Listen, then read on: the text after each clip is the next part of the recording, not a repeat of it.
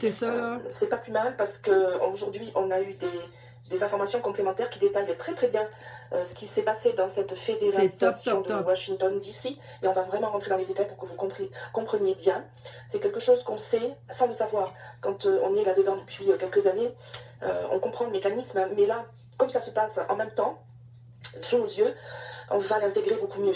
Et c'est passionnant, franchement, c'est extraordinaire. Et je voudrais surtout que vous ne perdiez jamais, jamais de vue, à travers ce que je vais vous dire, que c'est un modèle, un patron pour le monde, maintenant, ce qui est en train de se passer. Que ce type de libération-là, quelle que soit la constitution des pays qui leur est intrinsèque, ça va se passer. Voilà. Donc gardez la foi et faites confiance au plan, s'il vous plaît. Voilà, donc ce qui va se passer dans les 6 prochains jours, c'est juste énorme, c'est-à-dire c'est la prise de contrôle fédéral. Avez-vous une idée de ce qui vient de se passer? Eh bien, Donald Trump vient de devenir l'homme le plus puissant de la planète. L'agenda MAGA est sur le point de passer en surmultiplié. C'est bien ce que je suis en train de vous dire. En surmultiplié, c'est-à-dire démultiplié, c'est-à-dire pour le monde. Il n'y a pas un seul juge qui puisse bloquer Donald Trump à l'échelle nationale. C'est biblique, c'est historique ce qu'on est en train de vivre. C'est juste dingue. Voilà. Tous ces problèmes venaient de ces districts ci-dessous, c'est-à-dire le Massachusetts, la Californie, Washington, DC et le Maryland. Et un juge de Californie pouvait ralentir tous les 50 autres États. Vous voyez? Et devinez quoi? Ça, ce n'est plus possible. Nous sommes sur le point d'entrer en pleine lumière et cela commencera officiellement dans 6 jours. On a le temps de prendre 4 jours de vacances. Je parle pour nous ici dans l'équipe. Sans parler de la réunion à venir avec Vladimir Poutine. Ah ouais. Ensuite, l'Irak a annoncé non seulement une législation sur la crypto, mais aussi un remaniement ministériel, ce qui signifie que ceux qui freinaient l'Irak sont sur le point d'être licenciés. Nous avons atteint aussi un point d'accélération. Ce texte venait de Proletario Official One, de Ariel. Voilà, surnommé Ariel.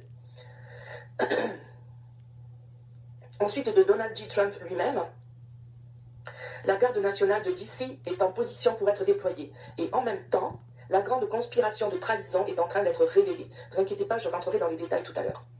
Le président Trump dit qu'il va fédéraliser DC. Ouais. Révoquant le statut autonome qu'il partage, que Washington partage, avec le Vatican et la City de Londres. Vous voyez ce qui se passe? Ça doit être juste une coïncidence. Ensuite, Ariel, justement, nous met une vidéo des fédéraux qui arrivent sur Washington DC qui sont en train d'être déployés, voilà, pour la nouvelle République. Ouais, la nouvelle République. La nouvelle République. Retenez ça, tout à l'heure je vous explique. Ouais, c'est juste fantastique, franchement. Voilà. Entre-temps, il y a eu bien sûr la paix entre l'Azerbaïdjan, que je n'arrivais pas à prononcer hier, et l'Arménie, voilà. Et Trump est entre les deux présidents, avec une poignée de main bilatérale d'abord, réunie au milieu par Donald Trump, voilà, qui fait le pont. Et ce qui est très amusant, juste je souligne ça, Trump demande au président de l'Azerbaïdjan depuis combien de temps êtes-vous la tête du pays? Et le président Aliyev répond 22 ans. Et Trump répond, cela veut dire qu'il est tough and smart, c'est-à-dire dur et intelligent. On connaît les codes Trump maintenant. Quand il dit ça, c'est qu'il pense vraiment l'inverse. Voilà. Parce que quelqu'un qui est à la tête d'un pays depuis 22 ans n'est sûrement pas un démocrate. Quoi, dans le bon sens du terme. C'est pas un pays libre et démocratique, quoi, je veux dire. Dans le vrai sens du terme. C'est pas un pays où les élections sont libres. Clairement. 22 ans avec le même, quoi. Que voulez-vous que dise le peuple? Il subit et c'est tout, quoi. Donc, je ne sais pas ce qui s'est passé. Mais en tout cas, il a réussi à obtenir cette paix. Donc, il doit avoir des dossiers. Il doit avoir des dossiers sur cela aussi. Et ça, on ne va pas le savoir tout de suite. Voilà. Maintenant, de Trump, fake news, on a vu que le président Donald Trump prévenait qu'il allait évacuer la ville de Washington DC des personnes sans abri et s'attaquer à la criminalité. Parce que figurez-vous qu'il y a plus de crimes à Washington qu'à Bogota, quand même. C'est juste fou, c'est juste fou. J'y suis allée, ça devait être en 2014 ou 2013, et c'était un pays, enfin c'était une ville absolument verdoyante, bien tenue, d'une propreté pas possible. J'avais pris le métro, je me promenais dans des rues magnifiques, et on risque rien. Le métro, il n'y a pas un papier même sur les rails, quoi. Contrairement à Paris, enfin ça a changé, voilà. Donc, problème, il dit, Washington DC sera libéré aujourd'hui. C'est-à-dire à partir d'hier. Le crime, la sauvagerie, la saleté, les ordures vont disparaître. Je vais rendre notre capitale grande à nouveau. Les jours où l'on tuait ou blessait impitoyablement des innocents sont terminés. J'ai rapidement réglé la frontière. Il y a eu 0 entrée illégale ces 3 derniers mois. Il montre le diagramme qui montre ça. Et d'ici, c'est le prochain à être vraiment sans crime. Voilà. Merci de votre attention à cette affaire. Voilà. Il dit qu'il va tenir une conférence de presse demain à la Maison Blanche. Donc c'était hier. Je vais rendre notre capitale plus belle et plus sûre qu'elle ne l'a jamais été. Les sans-abri doivent partir immédiatement. Nous vous fournirons des lieux où séjourner, mais loin de la capitale. Et les criminels ne doivent pas partir. Nous allons vous mettre en prison là où vous devez être. Tout cela va se passer très vite, comme à la frontière. Il a parlé des 6 jours là. Hein. Nous sommes passés de millions d'entrées à 0 entrée ces derniers mois. Et maintenant, ça sera plus facile. Ben oui, sur un périmètre carré beaucoup plus petit que la plus longue frontière avec un pays limitrophe comme constitue le Mexique et le périmètre de Washington DC, il n'y a pas photo, quoi. Évidemment que ça sera beaucoup plus facile. Et par contre, il n'y aura pas de monsieur gentil. Nous voulons récupérer notre capitale. Merci de votre attention à ce sujet. Voilà. Ok. Donc l'état d'urgence a été décrété à Washington DC. 500 fédéraux sont sur place. Ils ont officiellement repris le contrôle. Voilà ce que je voulais vous dire hier soir. Maintenant, je vais enchaîner, pendant que je scrolle, avec aujourd'hui ce qu'il s'est passé. Et nous allons rentrer dans les détails. Donc vous avez beaucoup d'infos qui concernent aussi l'Afrique et la France, mais je vous laisse en prendre connaissance vous-même. Je veux absolument me concentrer sur ce qui se passe aux États-Unis. Voilà. Donc un point important de Trump, fake news. Trump confirme donc son rendez-vous avec le président de la Russie. Je vais en Russie vendredi. Je vais voir Poutine. Voilà, je savais. Voilà une phrase bien étrange quand on sait que le rendez-vous a lieu en Alaska. C'est ça. Longtemps surnommé l'Amérique russe, le plus grand État des États-Unis a été vendu par la Russie aux Américains il y a 158 ans pour 7,2 millions de dollars. C'est donc sur ces terres que Poutine tentera d'obtenir les parcelles ukrainiennes convoitées par la Russie. Et qui sait, peut-être une partie de l'Alaska redeviendra-t-elle russe? Qui sait? Il y a quelque chose qui est en train de se passer en coulisses dont on ne perçoit pas encore le fond. Oui.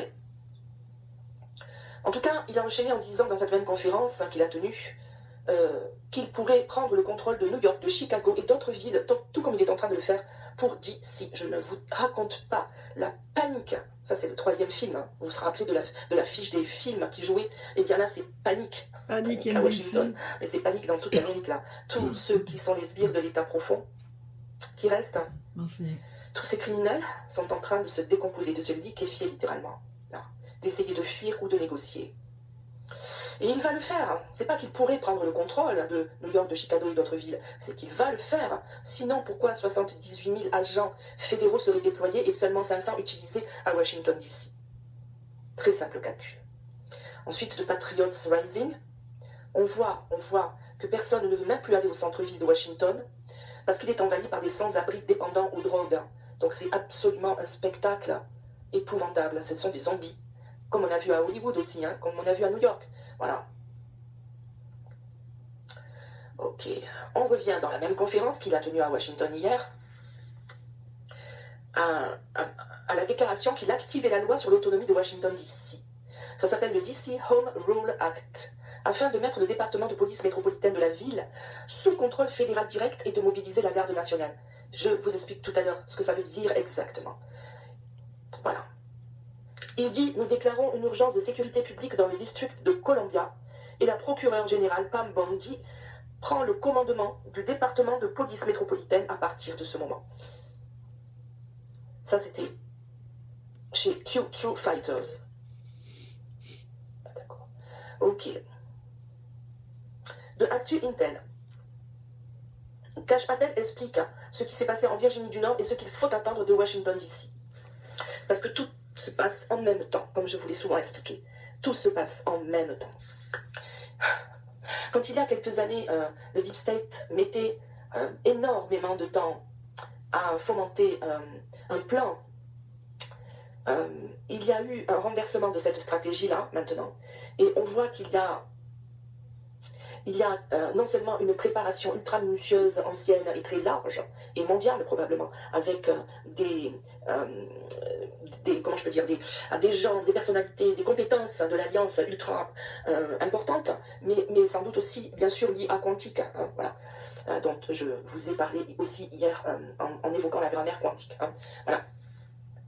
On y reviendra ça aussi tout à l'heure, encore une fois. Donc, il dit que plus de 4000 enfants victimes ont été identifiés et retrouvés, que 1500 kg de fentanyl ont été soustraits à la circulation. Ça représente de quoi tuer 115 millions d'Américains. Oui.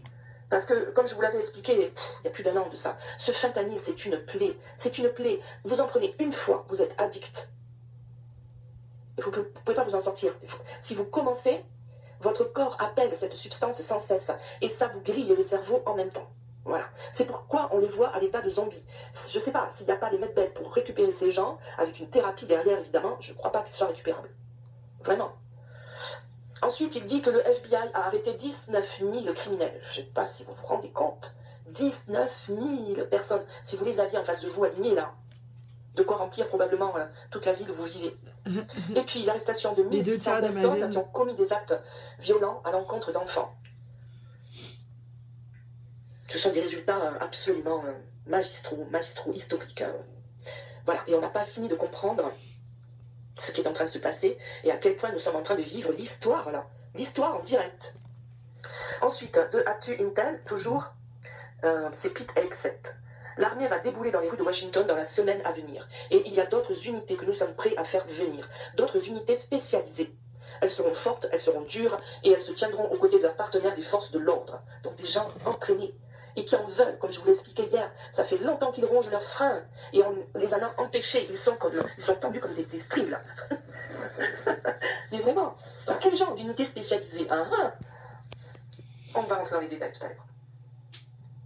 Le président Trump franchit une étape historique à Washington DC en évoquant la loi de 1973 sur l'autonomie locale pour placer la ville sous l'autorité fédérale directe accompagnée du déploiement de la garde nationale. Oui, ça et aussi des lois antérieures que nous verrons tout à l'heure.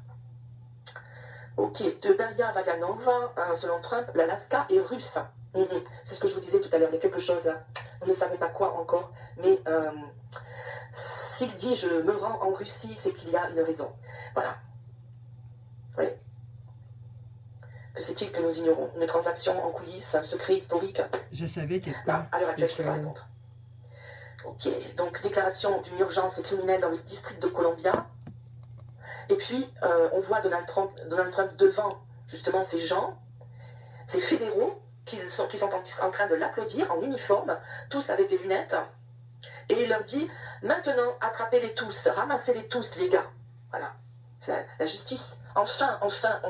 Après des décennies de crimes et même plus d'une centaine d'années de falsification de la Constitution américaine, de dettes, il est en train de libérer cette nation.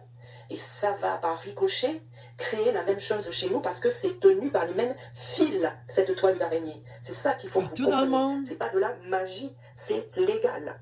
Voilà. Tout va se faire avec la loi et les militaires. Ensuite, le général Flynn a fait aussi une publication très intéressante. Il dit « Attention, objet, la déclaration de responsabilité militaire a été inscrite au registre du Congrès. Maintenant, le secrétaire Hegseth doit s'accrocher et tenir de nombreux hauts responsables de leurs actions de ces dernières années. Et se contenter d'obéir aux ordres ne suffira pas. » Oui, c'est vraiment, il faut que chaque pilier tienne là. Hein. Voilà. Et on va voir à quel point, on va se rendre compte au fur et à mesure des semaines là qui viennent, à quel point chaque petit résultat qui nous semblait lent a été crucial. La mise en place de ces piliers, l'enlèvement de ceux qui étaient corrompus. Et tout ça a été expliqué de manière à ce que ça rentre dans les têtes du monde entier pour ceux qui voulaient écouter. Sinon, ils auront l'histoire en replay. Moi, je préfère la vivre en direct quand même. Moi aussi. C'est plus intéressant de pouvoir dire j'y étais, quoi. Waouh, c'est historique ce que nous sommes en train de vivre. J'ai tout vu. Bon, bref. Ensuite, le président, concernant sa rencontre avec Poutine, a dit que Zelensky n'était pas invité à sa rencontre avec le président russe Vladimir Poutine. Toutefois, comme ça m'évitera de vous le redire plus tard, parce que c'est plus tard que nous avons eu l'information, le 13 août, il va rencontrer Zelensky en tête-à-tête 2 jours avant de rencontrer Poutine. Ok, voilà. Hop, ce chapitre-là, il est clos.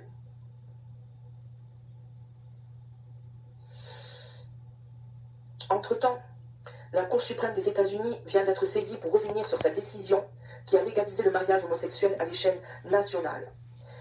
Et ça, qu'on le veuille ou non, ça a à voir, le mariage homosexuel, ça a à voir avec la destruction de la famille traditionnelle. Mais oui. Bon, moi, ça m'est égal. La vie que les gens mènent dans leur lit, ils font ce qu'ils veulent. Mais la famille est une chose sacrée. Il y a cette cathédrale à Barcelone qui s'appelle la Sagrada Familia, la famille sacrée. Et voilà, une famille, c'est un père, une mère, un enfant. Et dans notre siècle, c'est devenu une insulte. C'est devenu synonyme de rétrograde, d'avoir un esprit rétrograde. Voilà. Et je sais que si vous m'écoutez, vous allez, certains d'entre vous, penser que je suis extrémiste. Voilà. Mais je ne le suis pas. Je vous répète, ce que les gens font dans leur lit, ça les regarde. Mais ont-ils besoin de se marier pour autant? Ça sert à rien, voilà. Ils ne peuvent pas avoir d'enfants, de toute façon. C'est tout. Et ont-ils besoin de modifier les constitutions de tous les pays du monde alors qu'ils sont minoritaires? Ils ont besoin de s'exposer devant tout le monde. Que chacun vive sa vie pour lui en silence. Hein. Puis voilà. Ok. C'est tout. Bien, bien, bien. Ensuite, il y a des documents qui sont sortis, au cas où vous l'auriez manqué, et ça vient de SG Anon, des documents qui proviennent du FBI, datant de 2008, qui confirment que Jeffrey Epstein était un informateur du FBI, dans le cadre d'un accord de non-poursuite conclu avec l'État de Floride. Alors ça, c'est dingue. Hein. Parce qu'on sait qu'il y a le Mossad aussi derrière. Donc, qu'est-ce que ça veut dire? Est-ce que le FBI a supplanté le Mossad? Est-ce que le Mossad était infiltré au FBI? Qui était qui a fait quoi? Quelles sont les responsabilités des uns et des autres? C'est ce que le procès qui va avoir lieu va définir aussi. Bien. Je passe donc, comme je vous ai dit, pour la France, bien qu'il y ait des choses très très intéressantes aussi. Mais on ne peut pas tout traiter. Je passe ça. Excusez-moi. Je pense que je vais faire un autre audio, carrément. Ok, on reprend. Donc, de Magna Excitatio, on voit que J.D. Vance, le vice-président, a tenu une interview où il y a des points, 2-3 points, dont je voudrais vous parler. Il dit par exemple qu'il y a certaines enquêtes en cours dont le public ne sera pleinement informé qu'une fois que ces enquêtes auront abouti. C'est tout à fait le langage de Q, ça. D'accord? Donc moi, c'est pas tomber devant les yeux d'une aveugle, si je puis dire. Voilà. Il explique bien qu'il y a des choses qui ne peuvent pas sortir maintenant et qu'il y a des choses qui doivent prendre du temps. Voilà. Et que chaque chose, que le timing est important. Voilà. Ça, c'est ce qu'on vous dit tout le temps. Maintenant, on voit aussi que Donald Trump, c'est de Info Libre, a relégué les portraits d'Obama et des Bush, père et fils, dans l'escalier. Bientôt, ils vont aller dans la poubelle. Ils s'en rapprochent là, déjà. En tout cas, il les sort. Et ça, c'est quand même hyper symbolique. Ouais. Et voilà, cet espace, en tout cas, où il les a mis, est invisible des touristes. Ça, c'est génial. J'adore ce genre de petits détails là, comme ça. Ensuite, toujours de Info Libre, Trump pulvérise les marchés de l'or en annonçant l'annulation des droits de douane pour l'or. Donc l'onde de choc qui paralyse les traders mondiaux. Le tweet qui fait trembler Wall Street, l'annonce brutale de Donald Trump ce lundi 11 août sur Truth Social. L'or ne sera pas soumis à des tarifs douaniers. Est-ce que vous comprenez ce qu'il est en train de faire? De sauvegarder l'or, et puis bien sûr il y aura l'argent, les métaux précieux et rares, ça ne vous inquiétez pas, pour pouvoir préserver le pouvoir d'achat des gens et le développer, voilà. Et puis que ça fait partie de la libération mondiale par rapport à l'argent et à l'étroitesse financière dans laquelle nous avons été tous ligotés, voilà. Et effectivement, je suis allée voir le cours de l'or, et il a effectivement monté, quoi. Par rapport à il y a une semaine et 10 jours, en dollars, ça fait 346 dollars l'once de plus, et l'équivalent en euros, quoi. Voilà, vous irez faire vos calculs. C'est intéressant. Si vous avez placé de l'or, ça va monter encore. Voilà. Ensuite, du Actu Intel. Toujours dans l'émission Sunday Morning Future de Fox News, cette interview de Vance, qui a déclaré nous savons que Clinton se serait rendu 26 ou 28 fois sur la fameuse île d'Epstein. Boum! Il le dit à la télévision dans l'émission de cette animatrice qui s'appelle Maria Bartiromo. Vous connaissez sa tête parce que nous vous la publions souvent. C'est une femme qui a une audience dingue sur Fox News. Vous savez que Fox News a été nettoyé il y a longtemps, de toute façon. Et donc, et c'est là qu'il le dit, quoi. C'est là qu'il le dit.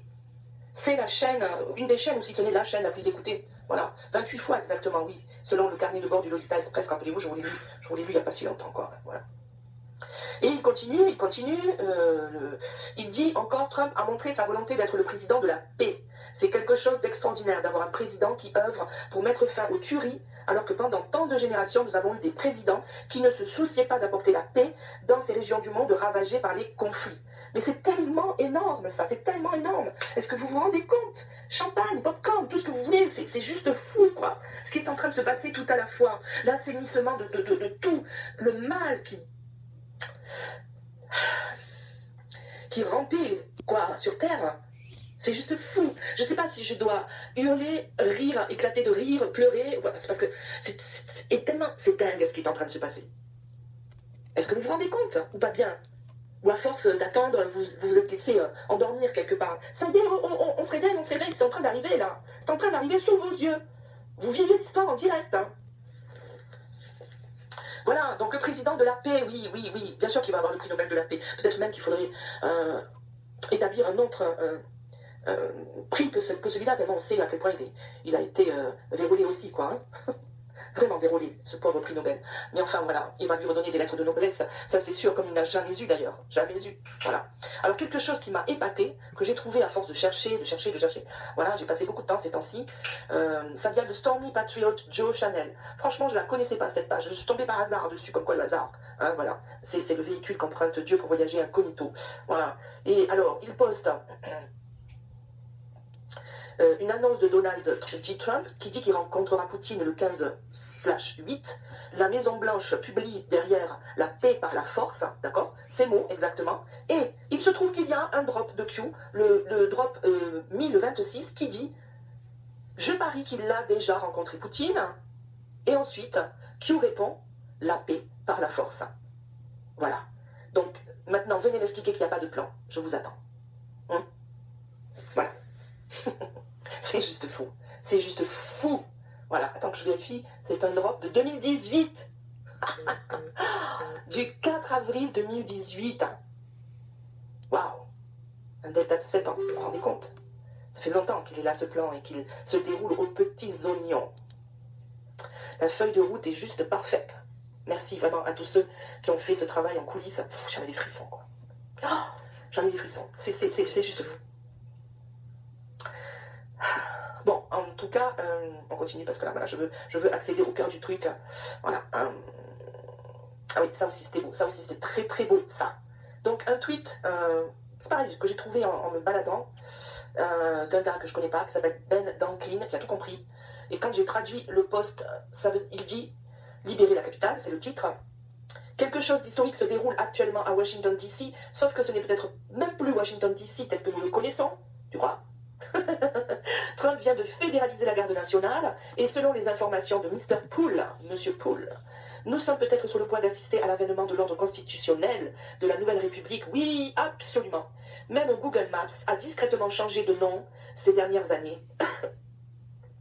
Et Washington DC s'appelle désormais Washington, tout simplement.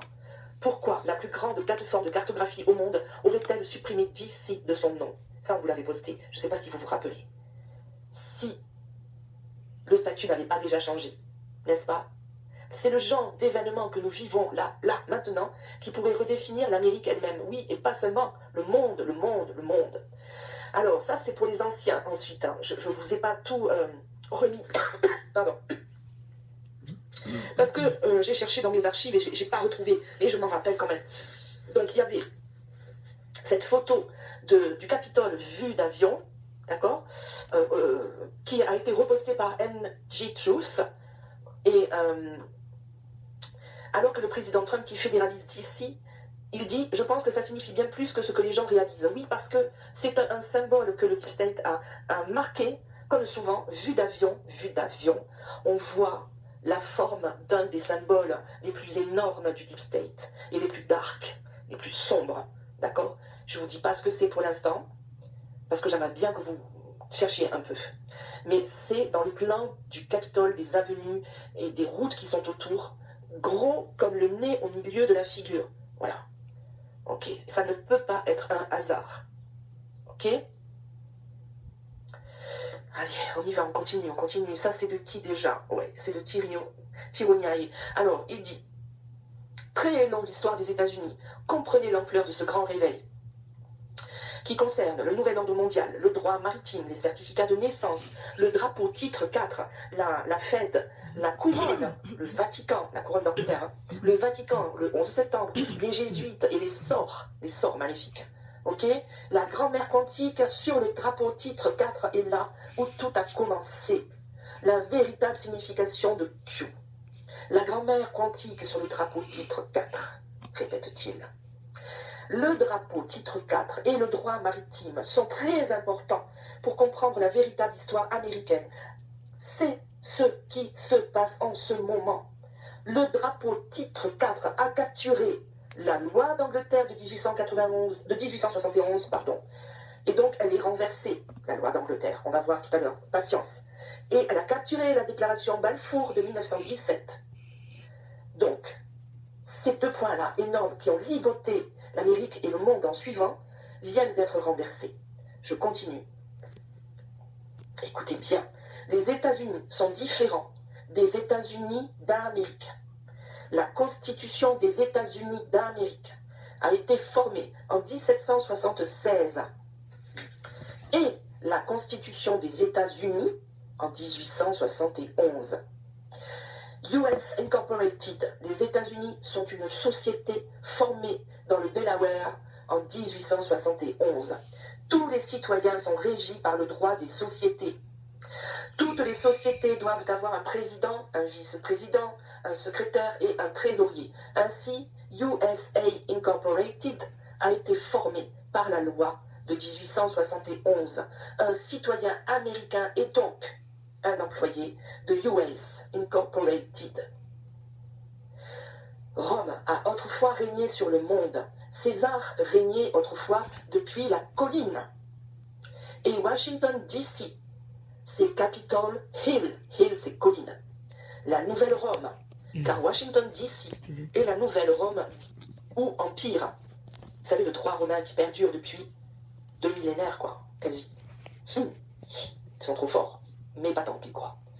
Regardez une photo de la basilique Saint-Pierre sur la place du Vatican. Elle ressemble exactement à notre bâtiment du Capitole à Washington, D.C. Il y a aussi un obélisque égyptien devant, tout comme le monument de Washington à D.C. Jusque-là, vous suivez? On continue. Lorsque vous créez une société, vous devez avoir 3 choses. Un président, un vice-président, un secrétaire trésorier. Comme nous l'avons avec les États-Unis, oui, les États-Unis sont une société, une entreprise privée qui n'a rien à voir avec les États-Unis d'Amérique. C'est la pointe, c'est une des 3 pointes de la pyramide qu'il y a sur tous les billets de banque. D'accord avec ça? Les États-Unis d'Amérique, la République des États-Unis d'Amérique, a été fondée, elle, en 1776, et les États-Unis, la société, donc Incorporated, ont été formés en 1871. Ulysses S. Grant était président des États-Unis en 1871 lorsque la société a été formée. C'est drôle, non? Ses 2 premières initiales sont US. Un citoyen américain est un employé de la Société des États-Unis qui est une entreprise. Le mot citoyen signifie employé selon les lois de la Société des États-Unis. Washington, D.C. est une société étrangère, et ce n'est pas un État. D'accord? Ce n'est pas une partie de l'Amérique, et cela n'a rien à voir avec les 50 États. C'est là que siège la Société étrangère des États-Unis avec ses propres lois. Vous comprenez? C'est pareil pour le Vatican, c'est pareil pour la City de Londres. Ok? Pareil pour le Canada. C'est 2 constitutions américaines qu'il y a. Donc, renverser la loi de 1871. C'est l'Amérique du Nord, les États-Unis. L'attaque contre notre souveraineté a eu lieu en 1871. Vous ne savez tout simplement pas que c'est à ce moment-là que la matrice dans laquelle nous vivons a commencé. Écoutez, cela compte parce que les attaques contre la souveraineté déstabilisent. Les attaques contre la souveraineté appauvrissent. Les attaques contre la souveraineté asservissent.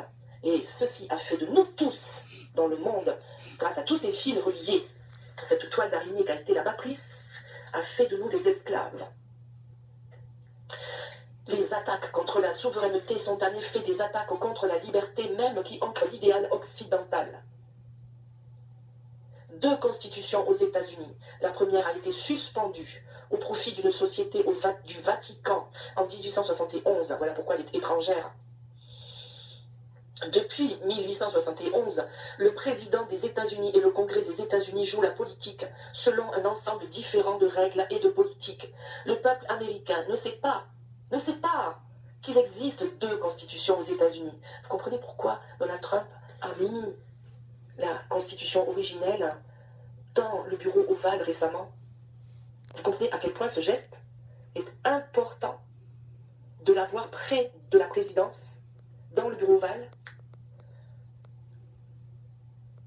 La première constitution a été rédigée par les dirigeants des États nouvellement indépendants des États-Unis en 1776. Oui, le 4 juillet 1776, le peuple a revendiqué son indépendance par rapport à la Grande-Bretagne, donc à la couronne, donc à la reine d'Angleterre, et la démocratie est née. Et pendant 95 ans, le peuple des États-Unis était libre et indépendant. Cette liberté a pris fin en 1871 lorsque la Constitution pour les États-Unis d'Amérique originale a été changée en la Constitution des États-Unis d'Amérique. Le Congrès a réalisé que le pays était dans une situation financière désastreuse à ce moment-là, alors ils ont conclu un accord financier avec le diable. C'est pas seulement une façon de parler, Le diable. les amis. Les banquiers internationaux, bien sûr. À l'époque, c'était les Rothschild de Londres. Ils ont contracté ainsi une dette envers ces banquiers.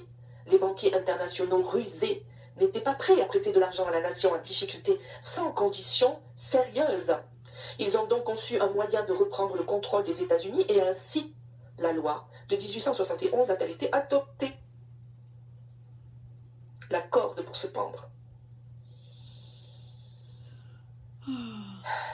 Ouais. Ce que Trump a fait hier sera étudié pendant des décennies. Pas parce que cela fait les gros titres, mais parce que cela a silencieusement reconfiguré l'architecture même du pouvoir mondial. Mondial. Mondial. Trump a fait ce qu'aucun président n'a jamais pu ou osé faire. Il a atteint le cœur de la structure de commandement cachée du monde et a tiré une pierre angulaire. D'un seul coup, il a mis en action un mouvement qui ne se contentait pas de lutter contre le crime ou de rétablir l'ordre à Washington DC. Il a frappé au cœur juridique de la Trinité impie qui règne depuis des générations, c'est-à-dire la City de Londres, le Vatican et Washington DC. Voici la Trinité impie dont il parle. La pyramide du pouvoir mondial qui nous a servi tous, pas seulement les Américains. Et Trump ne l'a pas fait tout seul, bien sûr. Il l'a fait parce qu'il y a des gens qui voulaient aussi la libération pour l'humanité. Ça s'appelle l'Alliance. Et ça comprend des informaticiens, des militaires, des experts, des financiers, des avocats retors et intelligents. Des bonnes personnes. Toute personne de bonne foi. Oui, c'est ça. De bonne foi. Et les Anon derrière. Sans lesquels rien n'aurait été possible non plus. Parce qu'ils sont en train de libérer l'esprit des gens depuis 6 ans. Vous vous rendez compte? C'est ça qui est en train de se passer, quoi. La libération de l'humanité tout entière. Donc, c'est vraiment très émouvant, ça, pardon. En fédéralisant le district, Trump a fait plus que prendre le commandement de la sécurité de la capitale. C'est mon chien, pardon. Je recommence. En fédéralisant le district, Trump a fait plus que prendre le commandement de la sécurité de la capitale. Il a commencé à démanteler une souveraineté corporative vieille de 150 ans, née de l'acte de 1871, une fiction juridique qui faisait de DC, donc District of Columbia, 2 km², les amis, un centre de pouvoir distinct, égal en statut à la City de Londres et à la Cité du Vatican, 2 km² dans l'un et l'autre. Trump vient d'entrer en territoire de guerre juridictionnelle et au moment où l'encre a séché, la pyramide du contrôle mondial a perdu sa pierre angulaire militaire. Vous avez peut-être vu le post ci-dessous. Je vais le mettre en un seul post car vous en avez besoin pour voir le tableau d'ensemble de ce qui vient de se passer. La pyramide du contrôle.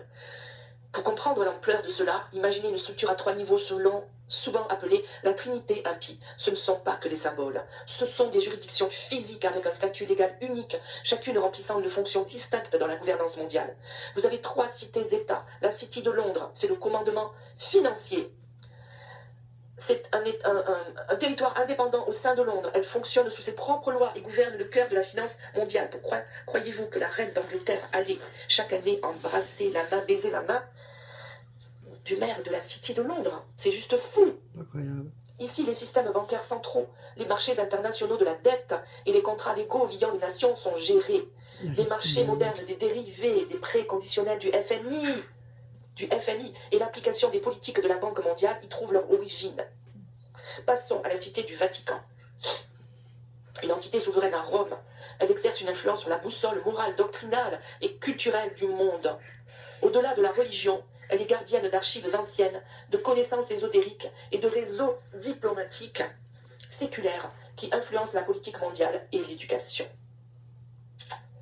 Rien à voir avec Dieu, donc, n'est-ce pas?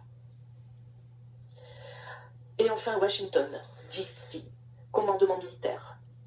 Un district fédéral hors de la juridiction de tout État.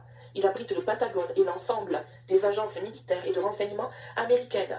Depuis ici, les alliances militaires mondiales. Ok, vous entendez, mondiales. Les opérations secrètes et les réseaux mondiaux de surveillance sont coordonnés. 1 degré de séparation, le réseau visible, chacun de ces centres est directement connecté au réseau moderne de pouvoir bureaucratique et corporatif. Finance, c'est-à-dire City de Londres, c'est-à-dire Banque des règlements internationaux, Réserve fédérale, cartel de Wall Street et Agence mondiale de notation de crédit. Oui, tout ça depuis la City de Londres. Foi, doctrine, Vatican.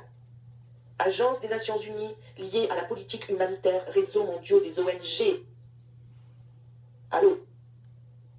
Et système éducatif qui façonne les récits sociaux et l'histoire par la même occasion.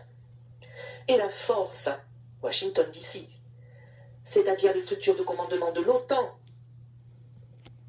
entrepreneurs de la défense, partenariat de renseignement et appareils de sécurité intérieure. Voilà les 3 pointes de la pyramide. Foi, doctrine, Vatican, boum.